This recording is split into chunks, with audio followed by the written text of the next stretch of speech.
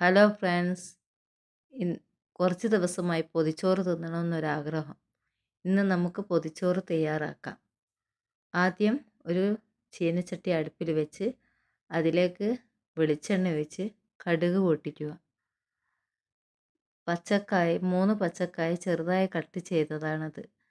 അതിലൊരു വലിയുള്ളിയും 2 പച്ചമുളകും 1 സ്പൂൺ മഞ്ഞൾപ്പൊടിയും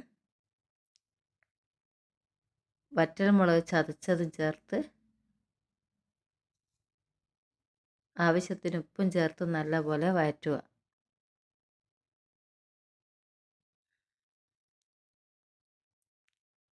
കറിവേപ്പിലയും ഇട്ട് കൊടുക്കുക.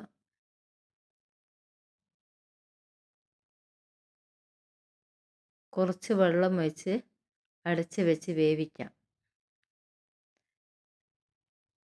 ഇനി നമുക്ക് മീൻകറി തയ്യാറാക്കാം. മീൻകറിയും ചോറുമെല്ലാം റെഡിയായതാണ്. തോരനും തയ്യാറായി. ഇനി നമുക്ക് ദാൽ ഫ്രൈ വയ്ക്കാം. തുവരപ്പരിപ്പ് നല്ലപോലെ കഴുകി വൃത്തിയാക്കി കുക്കറിലേക്ക് ഇടുക.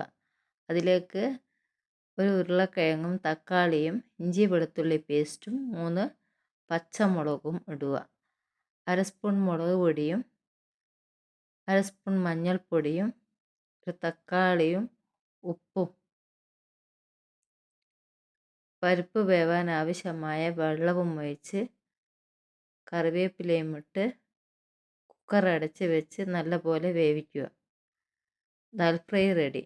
ഇനി അത് നമുക്ക് വറുത്തെടുക്കാം. കറി തൂമിക്കാൻ ആദ്യം ഒരു പാത്രം വെച്ച് അതിലേക്ക് അല്പം വെളിച്ചെണ്ണ ഒഴിച്ച് കടുക് പൊട്ടിക്കുക. ചെറിയ ഉള്ളി, വറ്റൽമുളക്, കറിവേപ്പില ഇതെല്ലാം മൂത്ത് വരുമ്പോൾ നമുക്ക് ദാൽ ഫ്രൈയിലേക്ക് ഒഴിക്കാം.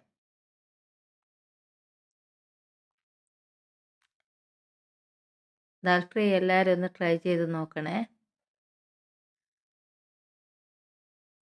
ഇതിന് തേങ്ങയുടെ ആവശ്യമില്ല. ഇനി നമുക്ക് പൊതിച്ചോറ് കെട്ടാം.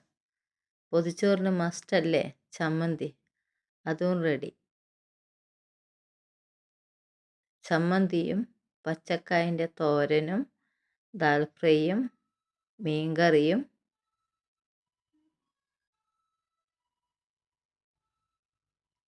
മാങ്ങ അച്ചാറും മുളകച്ചാറും എല്ലാം കൂടെ വെച്ച് നല്ലപോലെ നമുക്ക് പൊതിയാം.